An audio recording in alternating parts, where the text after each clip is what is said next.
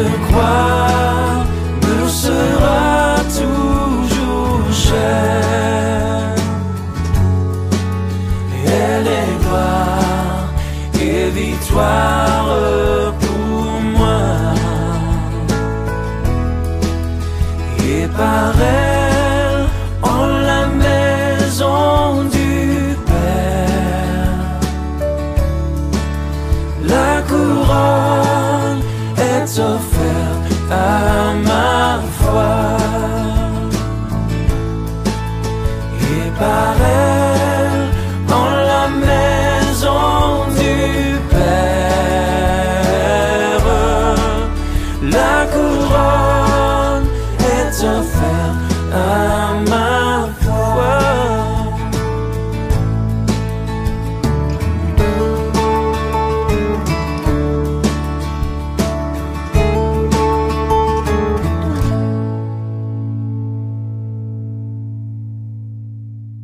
Et ce matin, nous allons passer du temps dans la parole de Dieu.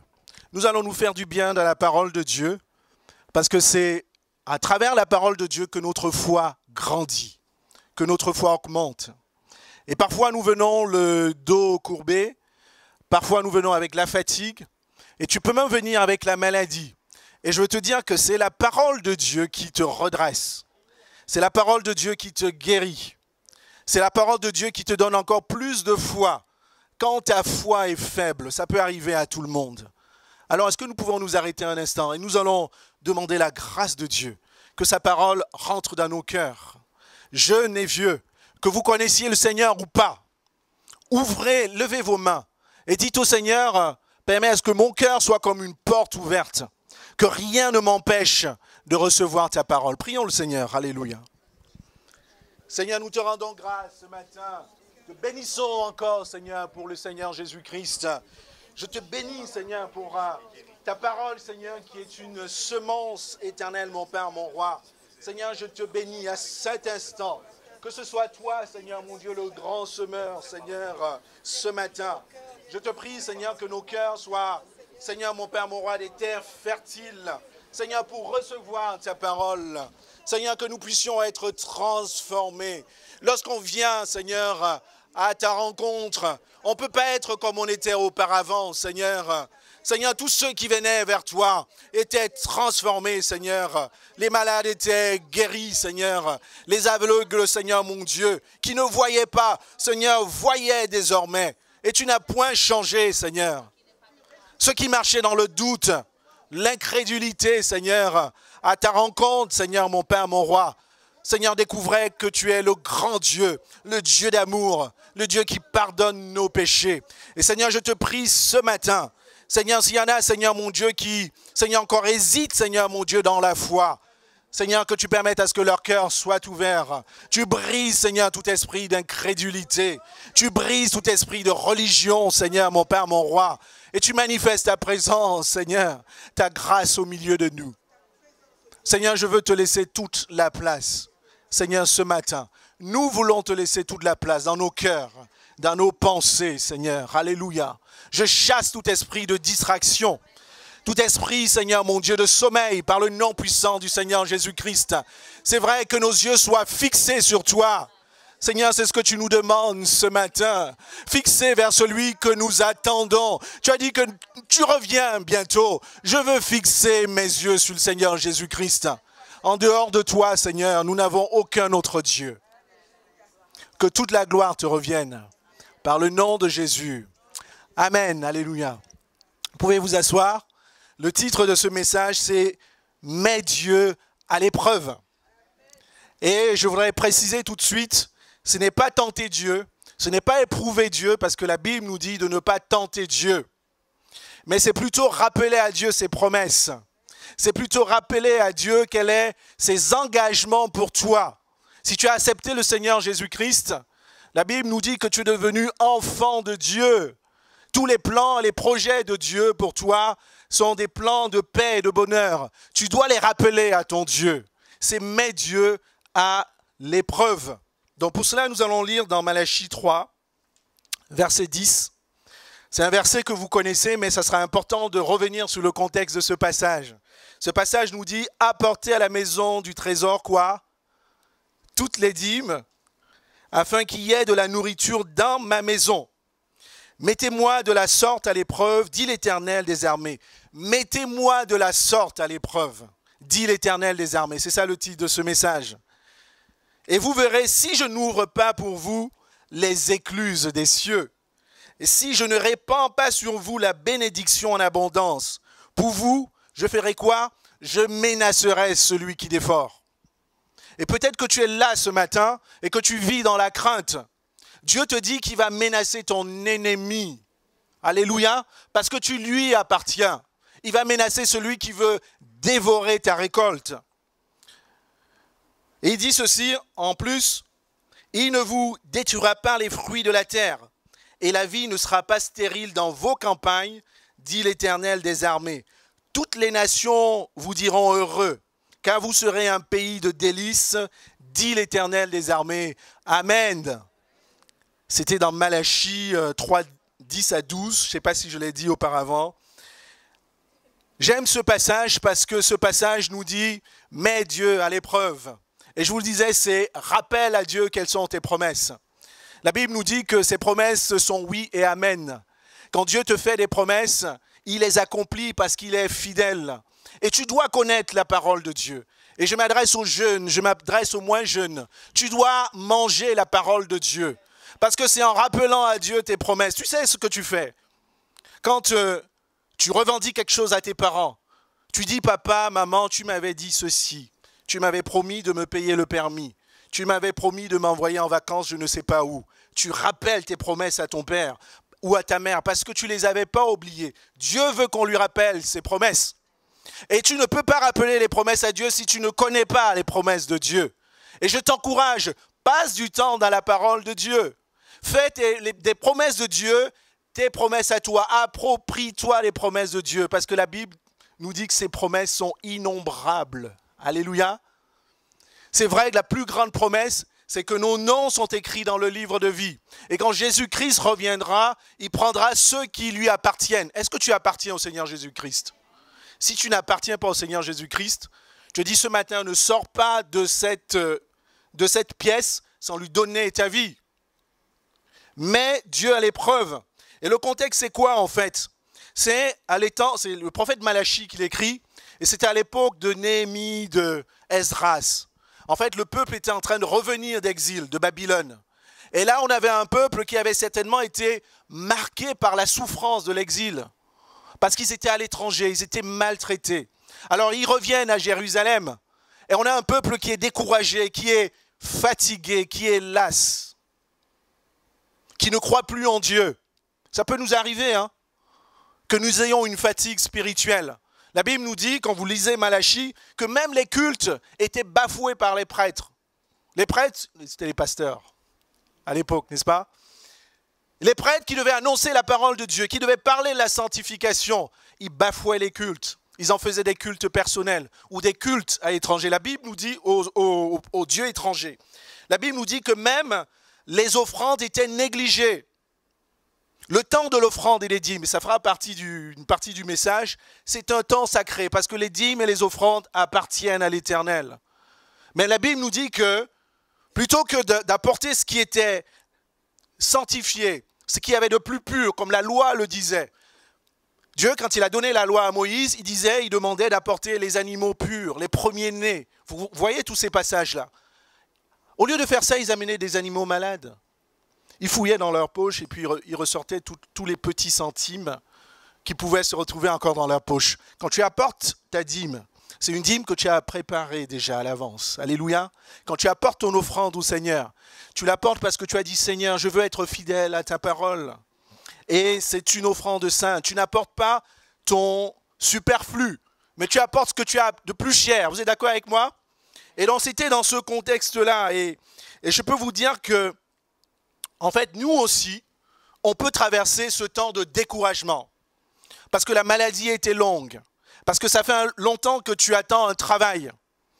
Parce que tu considères que ton père et ta mère, papa et maman ne me comprennent pas. Ils ne me comprennent jamais. Chaque fois que je parle, Il n'y a que mes amis qui me comprennent. Et tu peux être dans ce temps d'épreuve. Et ce matin, je te parle de la parole du Seigneur. Quand tu es dans le temps d'épreuve, ou même quand tu es sorti de l'épreuve, parce qu'on peut être marqué par des choses difficiles, n'est-ce pas? Ne renie pas ton Dieu. Alléluia. Ne remets pas en cause ton salut. Ne remets pas en cause les promesses de Dieu. Ce n'est pas parce que tu as traversé des moments difficiles que tu dois te demander à Dieu, est-ce que tu existes? Dieu, et c'est ce que disait ce peuple, quel intérêt j'ai à suivre Dieu? Quel intérêt j'ai à te servir? Et je te conseille ce matin, quand tu sors de ces temps d'épreuve, ne remets pas en cause l'amour de Dieu. Parce que la Bible, nous avons chanté tout à l'heure, Dieu a donné de ce qu'il avait de plus cher, Jésus-Christ. Il est venu du ciel et de la terre, il a donné de ce qu'il avait de plus cher. Comment veux-tu que Dieu te démontre encore son amour ce matin? Ne remets pas en cause l'amour de Dieu, mon frère et ma sœur. Au contraire, bénis ton Dieu. Et même quand tu es dans l'épreuve, dis à ton Dieu, je ne comprends pas ce qui se passe. Parce que nous ne comprenons pas toujours ce qui nous arrive, n'est-ce pas? Moi aussi, j'ai passé des temps difficiles. Et vous savez, quand tu te mets dans la rébellion, dans les plaintes vis-à-vis de Dieu, ceux qui sont autour de toi, ils vont t'aider aussi. Hein. Ils vont te dire, je ne comprends pas pourquoi tu suis encore Dieu alors que tu traverses les difficultés. Est-ce que vous avez déjà écouté ça de vos proches? Quand vous êtes dans les difficultés, cette voix du diable. Alors, je ne dis pas que la personne sera diable, mais la personne sera utilisée par le diable pour vous décourager, pour vous enfoncer. Tu vas à l'église le mardi à la prière, tu es fidèle le dimanche, et tu es encore dans l'épreuve, et tu n'as pas toujours du travail, et tu n'as pas toujours d'enfants. Et je t'encourage ce matin, si tu m'écoutes bien, ne te plains jamais devant ton Dieu, devant l'épreuve. Surtout, ne critique pas ton Dieu.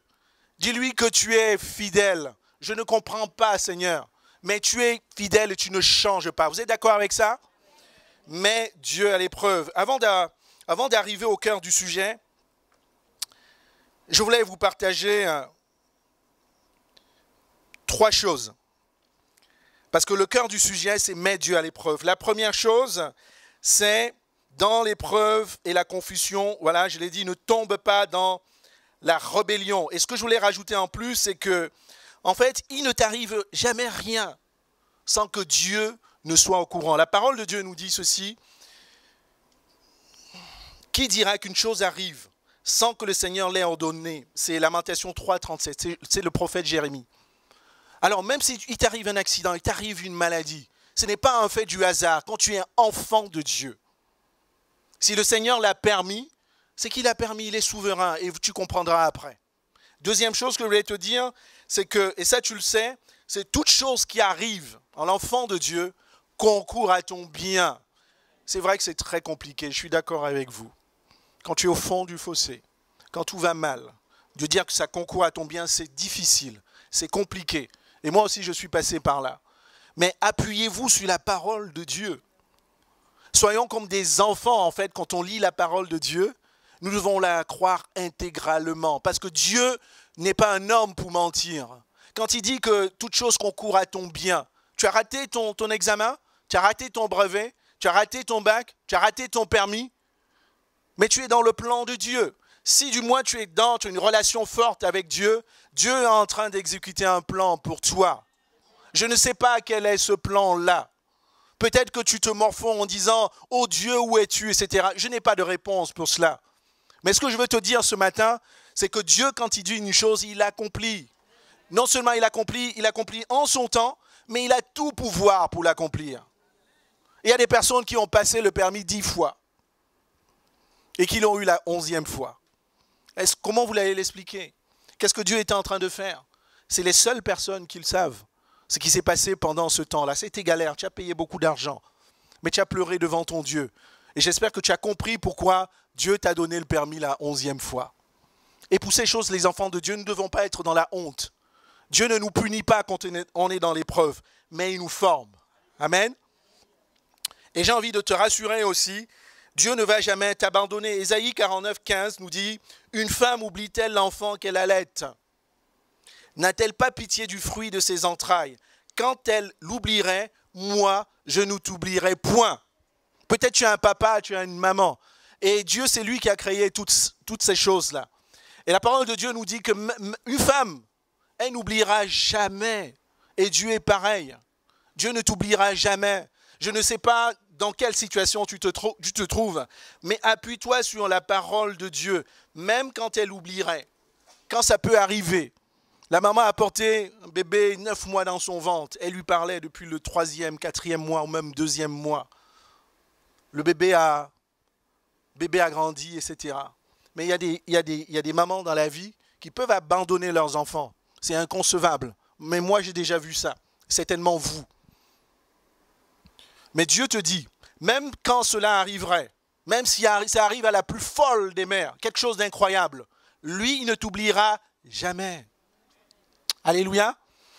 C'est la deuxième chose que je voulais vous dire. Et le deuxième point que je voudrais partager avec vous, c'est que la grâce de Dieu abonde au milieu du péché. Et je vous disais en fait que le peuple d'Israël le péché était dans son paroxysme, c'est-à-dire son plus haut degré. Vous voyez, il n'avait plus de relation avec Dieu. Les prêtres, les pasteurs n'enseignaient plus la parole. Et la Bible nous dit qu'ils vivaient même dans l'endogamie. L'endogamie, c'est épouser les peuples étrangers. Et la Bible, en tout cas Dieu, à cette époque, c'était quelque chose qui réprimandait. Parce que les Juifs, ils épousaient les peuples étrangers, ils épousaient aussi leur religion. Dieu ne veut pas que tu épouses d'autres religions. Aujourd'hui, il y a 1000 religions qui ont des influences, qui ont plus de présence sur les réseaux. Faites attention à cela, les jeunes et les ados.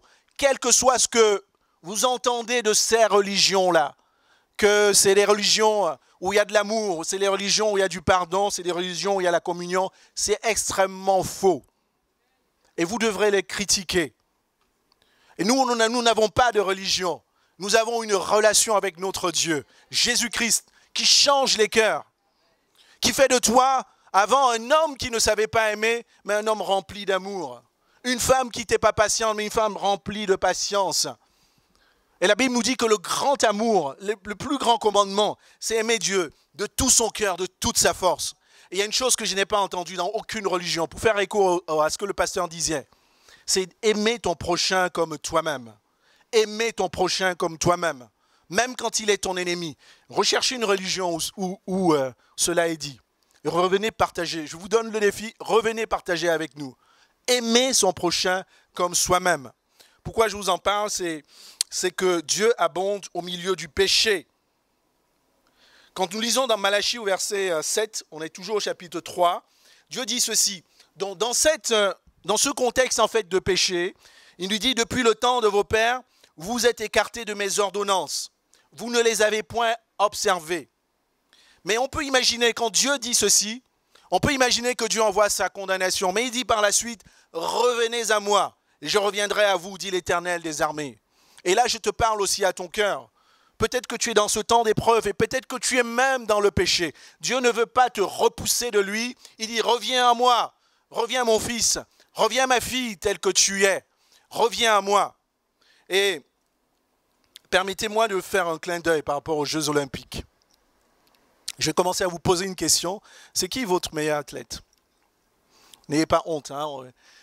On peut aimer le sport et être enfant de Dieu, n'est-ce pas? On est entre nous.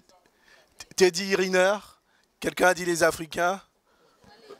Florent Manodou, le groupe de natation. Pourquoi je vous en parle? Pourquoi je vous en parle?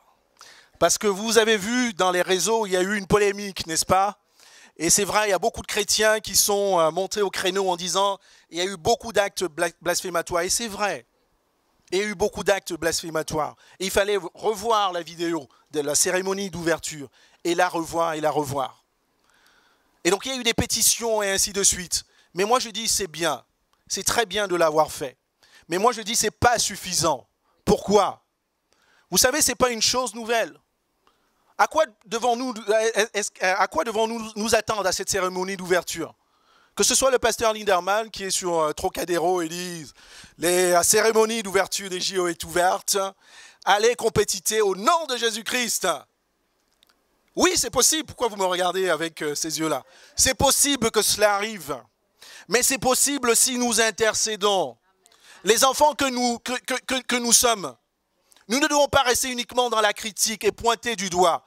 Ces phénomènes-là, ça date de longtemps. Pour ceux qui lisent la Bible, Sodome et Gomorrhe, Ninive, même les Corinthiens, Corinthe, et même encore aujourd'hui, il y a plein de villes dans le monde qui sont des villes où il y a la dépravation. Ce sont des villes où il y a des ténèbres, où il y a du spiritisme, où il y a des sectes. Et c'est vrai, Paris, on dit, c'est la plus belle ville. Je ne vais pas dire le contraire ce matin. Mais c'est aussi, si on se le dit entre nous, c'est une ville de ténèbres. Les personnes sont droguées, les personnes sont déprimées. Et c'est pour ça que nous ne devons pas rester devant juste en disant « je signe une pétition, j'accuse l'organisateur des Jeux Olympiques ». Il ne connaît pas le Seigneur. Et quelle va être ton attitude? Et vous savez, un Malachi, un Esdras, un Néhémie, les gens de cette époque-là, les Zorobabel, ils étaient connus parce que c'était des intercesseurs. C'était des personnes qui intercédaient pour leur pays, qui intercédaient pour leur nation. Et je t'invite ce matin à sortir de ce « oui, signe ta pétition ». Maintenant, après, ferme ta pétition. Mets-toi dans ta chambre et mettons-nous en commun et intercédons. Faisons appel à notre grand Jésus. Dieu n'a pas changé. Et quand ces prophètes-là le faisaient, les nations étaient touchées. Les peuples étaient chassés. Nous devons intercéder pour Paris. Nous devons intercéder pour les politiciens. Nous devons intercéder pour l'organisateur des Jeux Olympiques. Nous devons intercéder pour les athlètes qui sont là, présents aujourd'hui, du monde entier. Nous devons élever nos voix. Et c'est comme ça que ces choses changeront. C'est comme ça que les esprits des ténèbres seront basculés. C'est comme ça que les principautés seront renversées. Paris, ville, la plus belle ville, oui. Ville de lumière, ainsi de suite. Quelle lumière? Il y a un homme qui est venu sur la terre, qui s'appelait Jésus-Christ. Et la Bible nous dit que les ténèbres aussi, quand vous lisez Jean, les ténèbres étaient présents lorsque Jésus-Christ est venu. Mais les ténèbres n'ont pas supporté la lumière, parce que la lumière, c'était Jésus-Christ. Est-ce que l'Église va se lever ce matin et crier pour la lumière, la grande lumière Jésus-Christ, parce qu'il est le roi des rois, le Seigneur des seigneurs, alléluia. Il peut tout basculer. Et je nous invite ce matin, mes bien-aimés, même lorsque vous serez en discussion avec vos amis, arrêtez de parler, de critiquer, mais passez plus de temps dans votre chambre. Et ici, dans la maison de Dieu, élevons le nom de Jésus-Christ dans le temps de prière. Prions pour Paris. Il y a tant de difficultés dans Paris. Énormément. Lorsque vous visitez une ville, ce n'est pas les bâtiments. Lorsque vous visitez une ville, ce n'est pas les monuments uniquement. Quel esprit est en train de rôder autour de Paris? Quels esprits avec S? Est-ce qu'enfants de Dieu, nous sommes au courant de ça? Est-ce que nous sommes sensibles à ces choses-là? Et moi, je reviens sur ce que je disais tout à l'heure. Les prochains Jeux Olympiques. Je ne sais pas si ça sera le pasteur Lindemann ou le pasteur Blaise. Ceux qui vont ouvrir les Jeux Olympiques au nom de Jésus-Christ. Ils vont dire aux athlètes, allez compétir. Mais croyez au Seigneur Jésus-Christ. Je vous en parle simplement pour vous parler de la grâce de Dieu, parce que dans le temps de Malachi aussi, ces hommes vivaient dans le péché. Et je vous ai donné tous ces péchés-là. Mais ça n'a pas empêché Dieu de les aimer. La Bible nous dit que là où le péché a abondé, la grâce a fait quoi? Surabondé. Dieu ne condamnera pas Paris, sauf si Paris persiste, malgré tous les efforts que nous faisons pour que Paris se convertisse, sauf si Paris continue dans le péché. Mais nous devons faire notre part. Dieu veut envoyer sa grâce sur Paris.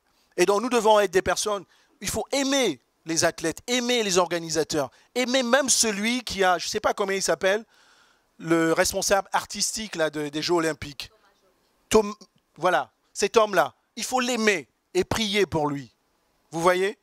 Et c'est comme ça que les choses changeront. Donc je vous disais que j'avais 3 points avant de rentrer dans le cœur du sujet. On n'y est pas encore. Le 3e point, c'était, je voulais vous parler des écluses célestes, des écluses des cieux. Parce que vous voyez, dans le passage que nous avons lu, il est dit, et vous verrez, enfin, mettez-moi de la sorte à l'épreuve, dit l'Éternel des armées, et vous verrez si je n'ouvre pas pour vous les écluses des cieux, si je ne répands pas sur vous, la bénédiction en abondance. Les écluses, c'est quoi? Sur un point de vue physique, les écluses, c'est simplement des vannes qu'on met dans les barrages d'eau. Donc à Paris, il y en a. Pour ceux qui habitent dans le 10e ou 11e, c'est le canal de Saint-Martin, d'Ourcq, je pense. Et c'est simplement des vannes qui permettent de réguler les niveaux d'eau. Et souvent, on les ferme, on les ouvre pour permettre à ce qu'il y ait de l'eau de l'autre côté et que les bateaux puissent naviguer. C'est le même principe sur un point de vue spirituel. La Bible nous parle des écluses des cieux. Je ne vais pas créer un concept supplémentaire. Ce sont simplement les bénédictions de Dieu. Alléluia. Dieu est un Dieu de providence. La Bible nous dit qu'il fait tomber la pluie sur les bons comme sur les mauvais. Mais ça permet à ce que les récoltes puissent donner de leurs fruits.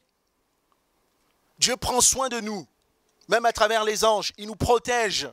Dieu est présent. C'est sa providence, c'est sa grâce. Pourquoi je vous en parle ce matin? Parce que quand on dit mettez Dieu à l'épreuve, et c'est comme ça qu'il ouvrira les écluses, j'ai envie de vous dire que parfois dans nos vies, il y a des choses qui peuvent permettre à ce que les écluses de Dieu, les écluses des cieux, restent fermées. Et je vais d'abord vous parler de ce que Dieu peut faire. Parce que Dieu peut nous bénir. Et c'est uniquement Dieu qui nous bénit. Parce que la Bible nous dit que la seule bénédiction qui vient, qui nous enrichit, c'est la bénédiction de Dieu. Vous êtes d'accord? Voilà. Dieu peut nous bénir sur plusieurs aspects. Il peut te bénir matériellement, mais pas que. Il peut te bénir spirituellement. Mais j'ai envie de te dire aussi ce matin que la vraie bénédiction que Dieu nous donne, c'est justement la bénédiction spirituelle. Parce que Dieu apporte dans ta vie la paix. La Bible nous dit que c'est une paix qui surpasse, tu ne vas pas l'acheter quelque part. Tu peux tout avoir, mais si tu n'as pas la paix de Dieu, tu n'as pas les écluses des cieux ouvertes, tu n'as pas les bénédictions des cieux ouvertes. Et j'en profite pour encourager spécialement nos jeunes. Je vais vous dire en fait, ne vous évertuez pas à vous mettre sous le coup des projecteurs, ni physiquement, ni sur les réseaux sociaux. Un coup c'est ci, voici mon dernier restaurant, voici mon dernier voyage, voici mon dernier ceci. L'enfant de Dieu doit être sobre, s'il vous plaît. Préservez votre vie spirituelle. C'est Dieu qui vous met sous le coup des projecteurs. Recherchez des choses simples. Recherchez à vivre déjà, à connaître Dieu. Recherchez à connaître les commandements de Dieu pour votre vie. Recherchez les conseils de Dieu. Recherchez l'amour, recherchez la paix, recherchez la communion fraternelle. Ne vous exposez pas dans ces choses-là. Et je peux vous dire aussi, désolé de le vous dire ainsi, et je l'avais perçu depuis longtemps, le Seigneur m'avait permis de le comprendre. Ces choses sont, je ne dis pas que tous les réseaux sociaux sont diaboliques, attention, le monde évolue, la technologie évolue et c'est très bien comme ça. Mais le fait de tout centrer autour de soi, c'est diabolique, c'est narcissique. Vous savez ce que c'est? C'est-à-dire centrer tout l'intérêt et toute l'attention sur soi. Parce que je suis le plus beau, la plus belle, la plus forte, etc. C'est extrêmement diabolique. L'enfant de Dieu doit être... J'entends plus les amens quand je dis ces choses-là. L'enfant de Dieu doit être tourné vers Dieu. Tu aimeras Dieu de tout ton cœur, de tout ton esprit, de toute ta force. C'est vers Dieu que tes yeux soient fixés. Je bénis le Seigneur parce que ça a été rappelé encore ce matin. Deuxième commandement qui lui est semblable. Tu aimeras ton prochain comme toi-même. Parfois, on oublie cette deuxième partie-là. Les yeux fixés vers ton prochain. Ton ami, ton ennemi, ce que tu aimes, ce que tu n'aimes pas. Ne te mets pas toi sous le coup des projecteurs. C'est du narcissisme et c'est diabolique. L'enfant de Dieu doit être humble pour que Dieu intervienne dans sa vie. L'enfant de Dieu doit aimer les choses sobres. Je ne parle pas qu'aux jeunes, mais je parle à nous tous, moi-même y compris. On doit aimer les choses de Dieu plus que toute autre chose. Amen. Je ferme cette parenthèse parce que le sujet, c'est « Mets Dieu à l'épreuve ». Donc on parle des écluses, je vous disais qu'en fait, il y a plusieurs raisons qui peuvent fermer les écluses. En fait, il y a deux raisons. ça peut être nos péchés et la persistance dans le péché. Tu es dans le péché, mais tu continues de l'être. Tu sais que c'est le péché. Le Saint-Esprit t'en a parlé. On en a parlé dans les messages. Tu l'as lu dans la parole de Dieu, mais tu persistes dans le péché. Ésaïe 59, verset 2 nous dit ceci. « Mais ce sont vos crimes qui mettent une séparation entre vous et Dieu. Ce sont vos péchés qui cachent sa face et qui l'empêchent de vous écouter. » Et dans la Bible nous montre ceci en fait. On parle des écluses des cieux. On parle de cette vanne dans le ciel. Ce n'est pas un nouveau concept spirituel, c'est la grâce de Dieu, c'est la bénédiction de Dieu. Elle peut être ouverte, elle peut être fermée dans ta vie. Le Seigneur te rappelle que parce que tu peux demeurer, c'est pas grave si on tombe dans le péché. On ne devrait pas, mais nous sommes chers. Mais tu dois te relever. Mais si tu demeures dans le péché, les écluses des cieux seront fermées. La Bible nous dit ceci, que c'est ça qui t'empêche, qui met une séparation entre Dieu et toi. Et je dis c'est dommage, parce que Jésus-Christ, il est justement venu mettre le lien, restaurer le lien entre Dieu et toi. Et ton péché sépare encore. Ton péché va encore, on va dire, dégrader cette relation-là. Et qui cache. Moi, je veux que Dieu me regarde quand je me lève, quand je m'assieds, quand je prends mon petit déjeuner, quand je mange mon pain au chocolat, quand je fais la vaisselle, quand je vide les poubelles. Je veux que la grâce de Dieu m'accompagne. Alléluia.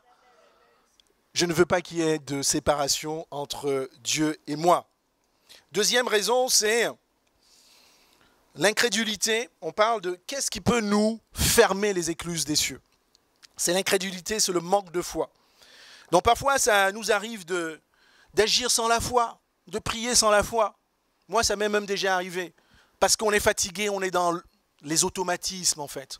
Or, la Bible nous dit que, en fait, on a tout ce qu'on demande avec foi, dans la confiance. Donc le matin, maintenant, en tout cas, pour ce qui me concerne, je préfère ne pas prier automatiquement.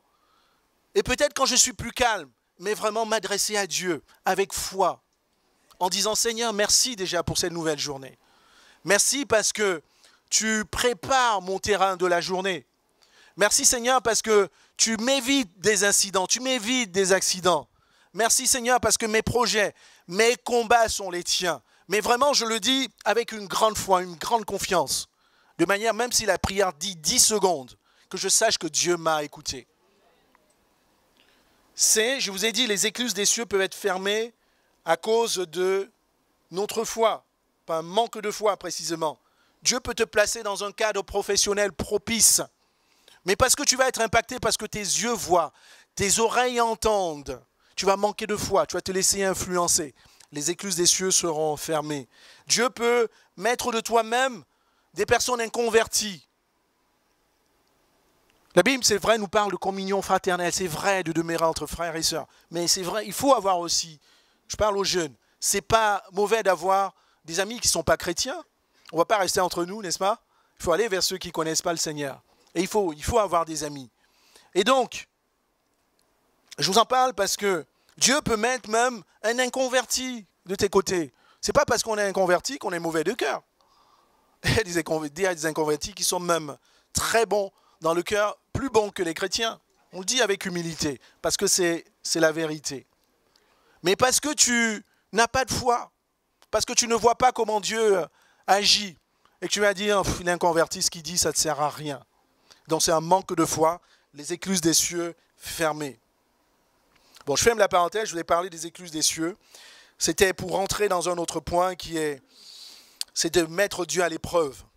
Et c'était par rapport aux dîmes. Donc je rappelle la parole qui dit ceci, apportez à la maison du trésor toutes les dîmes, afin qu'il y ait quoi? De la nourriture dans ma maison. Mettez-moi de la sorte à l'épreuve, dit l'Éternel des armées, et vous verrez, si je n'ouvre pas pour vous les écluses des cieux, les vannes des cieux, si je ne répands pas sur vous la bénédiction en abondance. Et en fait, vous savez, à l'époque de Malachie, c'était une époque agricole en fait. Les hommes, les femmes, les juifs qui avaient la crainte de Dieu, ils apportaient à Dieu leurs offrandes, qui étaient le fruit finalement de leur récolte. Et donc ça servait à quoi? Ça servait à bénir le temple. Parce que dans le temple, il y avait les serviteurs, il y avait les Lévites, etc. Et ça permettait aussi à il y avait aussi une autre dîme. Alors, je ne vais pas vous donner un enseignement sur les dîmes, les offrandes, parce que le pasteur Lindemann le fait beaucoup, il l'a déjà fait, il va le faire beaucoup mieux que moi. Mais simplement, je vais attirer votre attention sur une chose. Et donc, les dîmes, les offrandes appartiennent au Seigneur. Ils venaient, ils apportaient pour le temps, mais pas que. Ils apportaient aussi pour les fêtes. Et ils apportaient aussi pour les personnes démunies. Et quand on comptait tout cela, aujourd'hui, on donne 10%, c'était plus de 20% des dîmes. Et je vais en parler tout de suite, parce que c'est le cœur de notre échange. Vous me suivez? Mais il y avait un problème, en fait, à cette époque. Plutôt que d'apporter ces dîmes et ces offrandes-là, le peuple avait arrêté de le faire. Et je vous disais tout à l'heure, ils apportaient des agneaux, des animaux malades à Dieu. Donc ils ne choisissaient pas ce qu'il avait de meilleur. C'est pour ça que Dieu dit à un moment donné, Dieu dit, vous m'avez trompé. Et le peuple dit, mais en quoi, à travers le prophète Malachi, mais en quoi nous t'avons trompé? Dieu répond à travers le prophète Malachi en disant, c'est dans les dîmes et les offrandes. Vous êtes frappés par la malédiction et vous me trompez, la nation tout entière. Donc je voudrais m'arrêter ici pour encourager encore quelqu'un qui n'est pas fidèle ce matin dans les dîmes et les offrandes. Les dîmes et les offrandes sont toujours d'actualité. Dieu nous expliquait en disant que ça permet à ce que la maison de Dieu puisse avoir de quoi fonctionner, même aujourd'hui encore. On a besoin de payer de loyer, on a besoin de payer un certain nombre de choses afin que nous puissions louer le Seigneur. Donc les dîmes et les offrandes restent toujours d'actualité. Vous êtes d'accord avec moi? Restent toujours d'actualité. Et je t'encourage, comme un frère est venu vers moi, à un moment j'ai commencé à travailler, je ne t'ai pas enseigné sur les dîmes et les offrandes. J'ai travaillé pendant quelques années sans payer les dîmes et les offrandes. C'est pour ça que le Seigneur dit que mon peuple périt par manque de connaissances. Et le frère, c'est certainement le Seigneur qui est venu vers lui et qui m'a parlé de ces dîmes et les offrandes avec beaucoup d'amour. Mais il ne savait même pas du tout que je ne payais pas les dîmes et les offrandes. Mais il m'a donné un enseignement qui m'a béni, qui a changé ma foi. Et je ne vais pas vous dire ce matin, parce que j'ai commencé à donner les dîmes et les offrandes, je ne vais pas vous dire ce matin que c'est à partir de ce moment que je n'ai plus de problème. Si, j'ai continué à avoir des problèmes comme tout le monde. Mais ma foi a posé un autre niveau, est passée à un autre niveau. Parce que la dîme et les offrandes, c'est aussi une question de foi, mes bien-aimés. Ma foi a été multipliée par 2. Et je t'encourage, quand tu reçois ton salaire, la première chose, mets de côté ta dîme. Peut-être que tu vas t'interroger. Vais-je avoir assez de moyens pour payer mon loyer? Vais-je avoir assez de moyens pour payer mon carburant dans la voiture? Vais-je avoir assez de moyens pour me payer les vacances? Mais vraiment, entre nous, souvent les chrétiens, on a une drôle de foi. Vraiment une drôle de foi, je vais vous dire. En fait, souvent, quand on prie même pour être guéri, quand on prie pour être béni, on met une foi extraordinaire. Dieu, tu as dit cela. Dieu, tu m'as promis cela. On met une foi extraordinaire en Dieu, même pour la guérison. Mais parfois, dans les dîmes et les offrandes, on a une sorte d'incrédulité tellement forte. On se met à calculer en disant, il va me rester 500 €, 400 €. Et puis quoi encore? Crois-tu en ton Dieu? La Bible nous dit que l'or et l'argent lui appartiennent. Alléluia. La Bible nous dit qu'il a des plans et des projets pour toi. Ce n'est pas parce que tu as payé ta dîme et qu'il ne va pas rester suffisamment pour te payer le carburant, pour payer tes vacances. Et je vous dis, on a un drôle de foi parce que quand on prépare les vacances, pour ceux qui ont la grâce d'aller en vacances, on ne compte pas. Hein. Les vacances, ça coûte cher, n'est-ce pas? Ne serait-ce que même se déplacer en France ou même quand on va à l'étranger, ça coûte cher. Mais quand il s'agit de sortir de l'argent, de mettre de côté, déjà la dîme ne devait pas avoir de discussion. On met de côté à part, le 10e. Vous pouvez encore aller plus loin.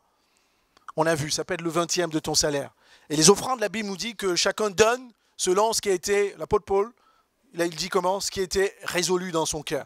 Et je vous disais qu'on a une drôle de foi, parce qu'il y a plein de choses où on met plein de foi, plein de confiance en Dieu. Mais dans les dîmes, les offrandes, on est dans l'incrédulité. On a peur, on a la crainte. Et je t'encourage ce matin, si c'est le cas pour toi, mets-toi en fidélité par rapport aux dîmes et aux offrandes. La Bible nous dit que quand tu ne le fais pas, parce que ça appartient à Dieu, alors tu le trompes. Tu ne trompes pas le pasteur. Tu ne trompes pas un frère ou une sœur. Mais tu trompes Dieu. C'est ce qu'il est en train de dire à travers sa parole. Donc la dîme, la Bible nous dit que dans Lévitique 27, verset 30, toute dîme de la terre, soit des récoltes de la terre, soit du fruit des arbres, appartient à l'Éternel, et c'est une chose consacrée à l'Éternel. Ce n'est pas moi qui le dis, c'est la parole de Dieu. Amen. Vous me suivez toujours?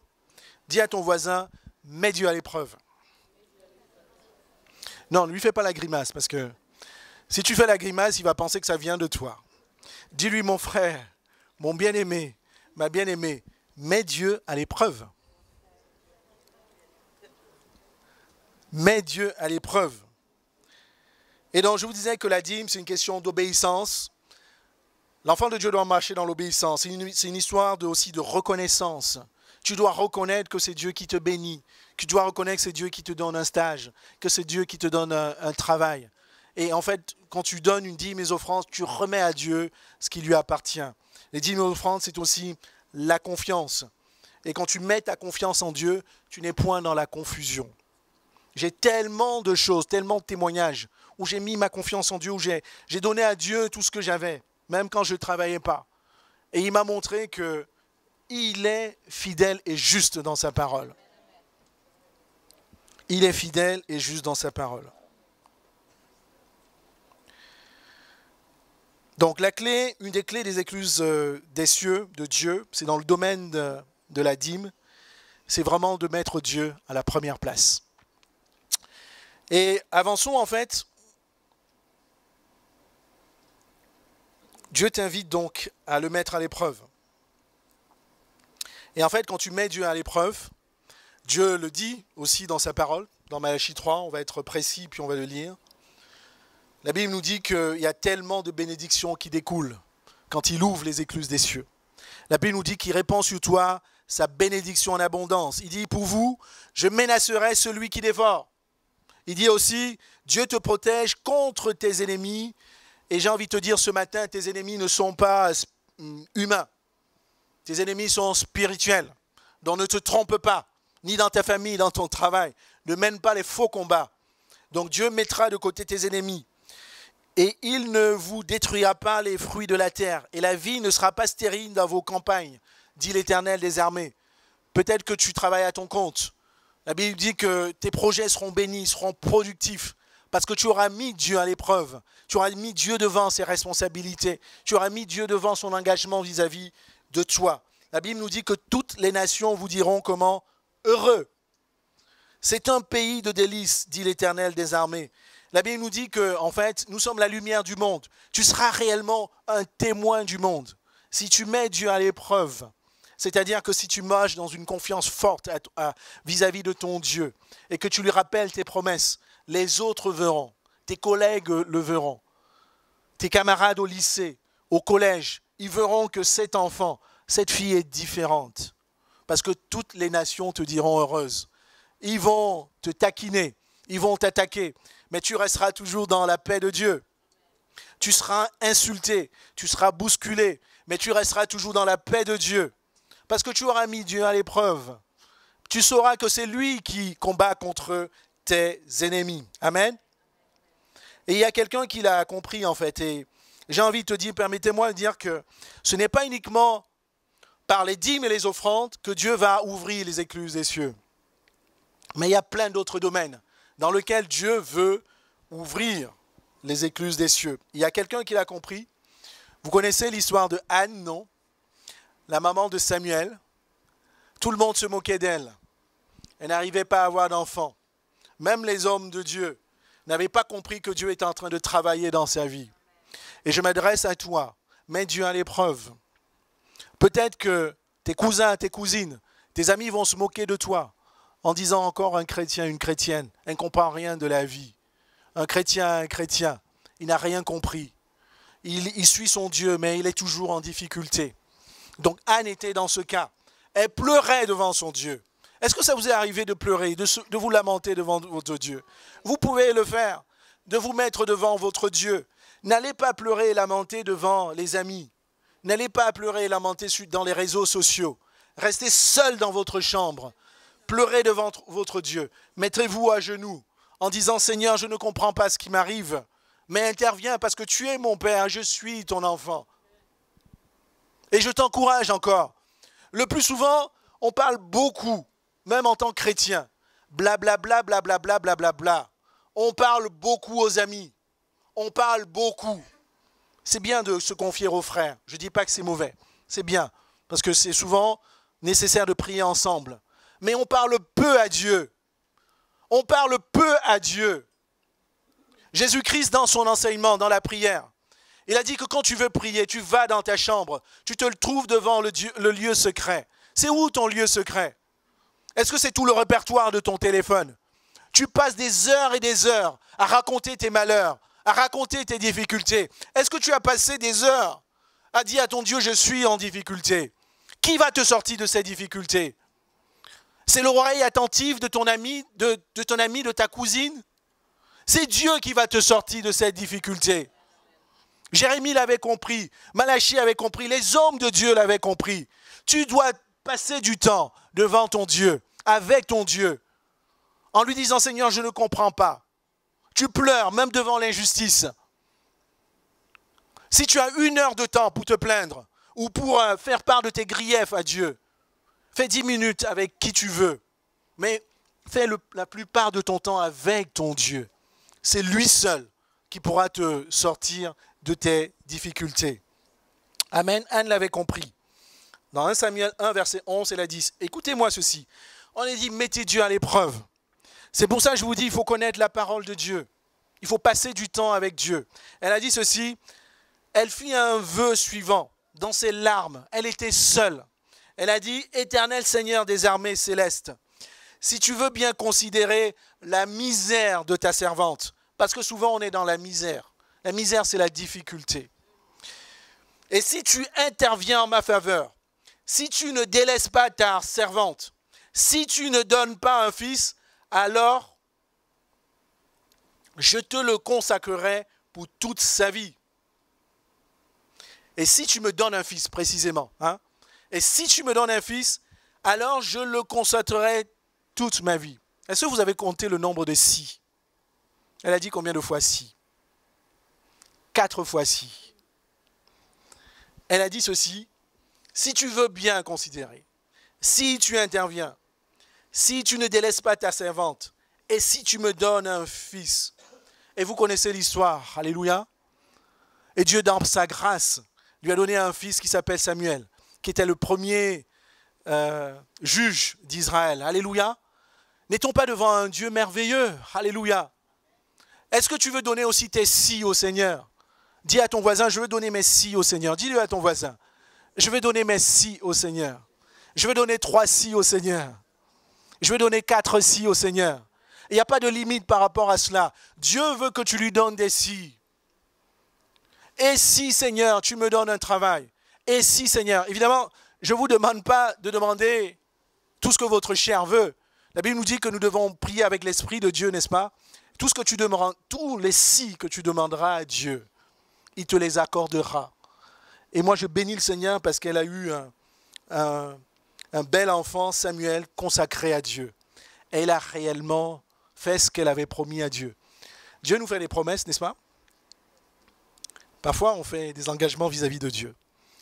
Je vous conseille d'en faire le moins possible, sauf si ça vient vraiment de votre foi et de l'esprit. Ne dites pas, Seigneur, si tu me donnes un travail, alors je te donne tout mon salaire pendant 10 ans.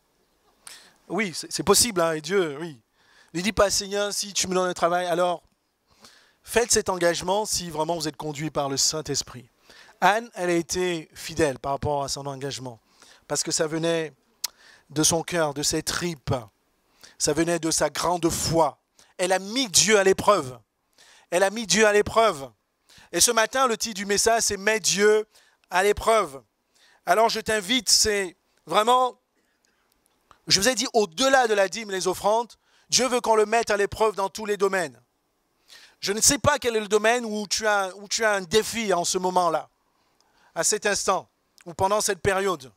Mais je t'invite de mettre Dieu à l'épreuve. Tu as compris le processus pour mettre Dieu à l'épreuve.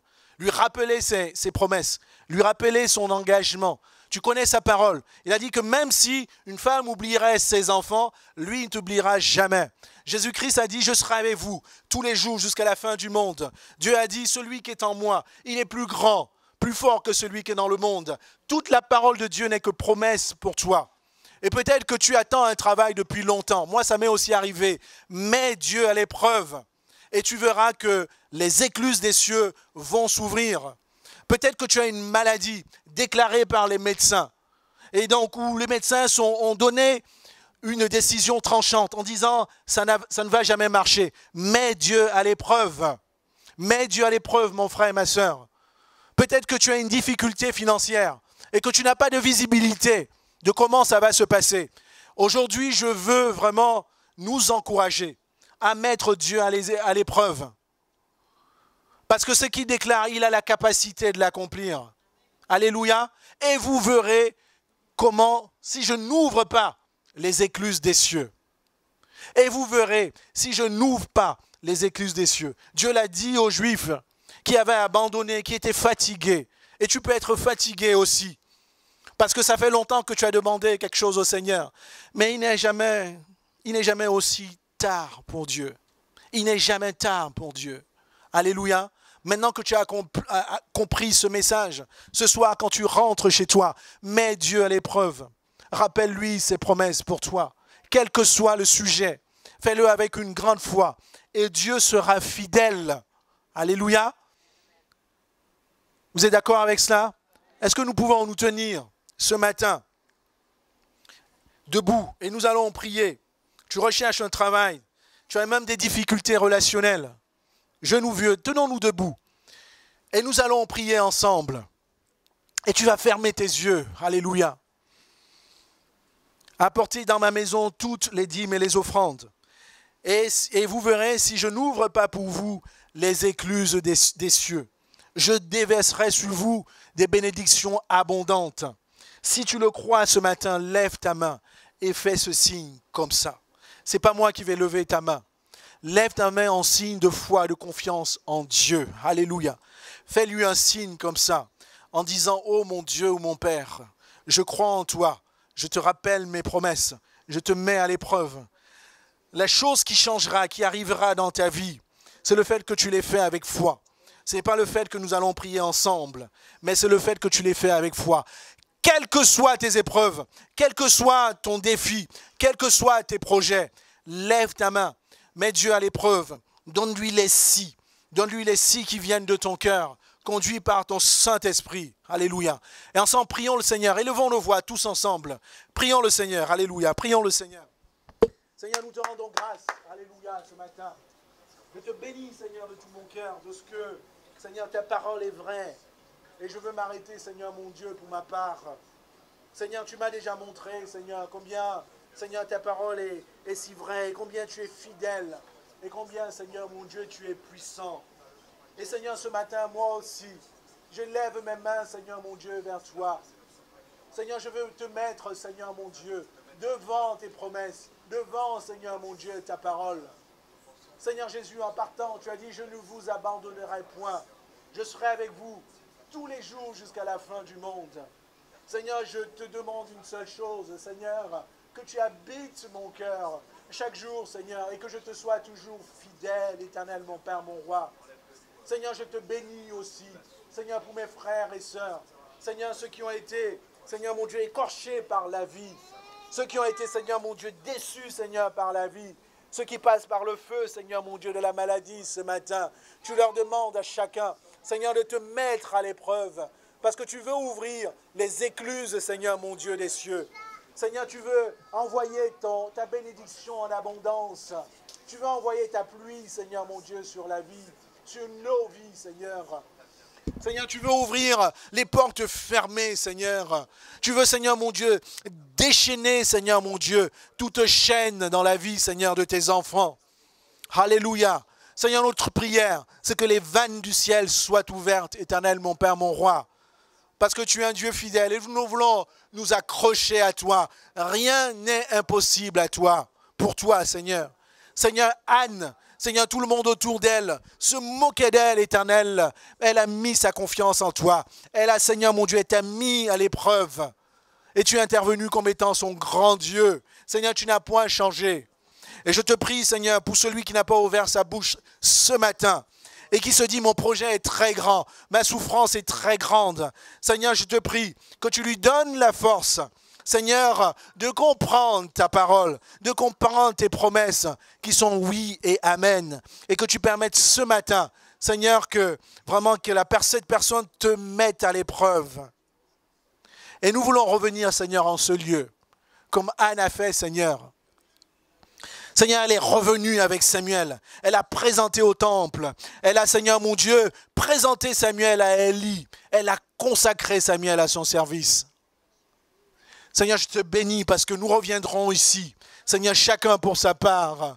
Et nous témoignerons en ton honneur. Nous te rendons gloire, Seigneur, de ce que tu as ouvert les vannes des cieux. Tu as ouvert les écluses des cieux, Seigneur. Et tu as permis à ce que ta grâce se déverse en abondance. Nous te rendons grâce, Seigneur. Nous te bénissons pour ta présence. Par le nom puissant du Seigneur Jésus-Christ. Amen. Amen. Alléluia. Je vais inviter le pasteur pour la parole de Dieu.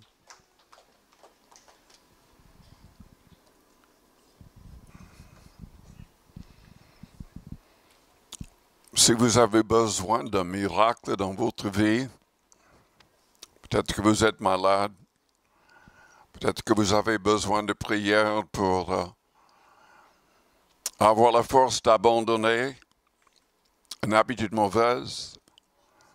Peu importe la raison, si vous avez besoin de prière et vous voudriez la prière avec l'imposition des mains selon la parole du Christ, je vous invite à venir vers le devant.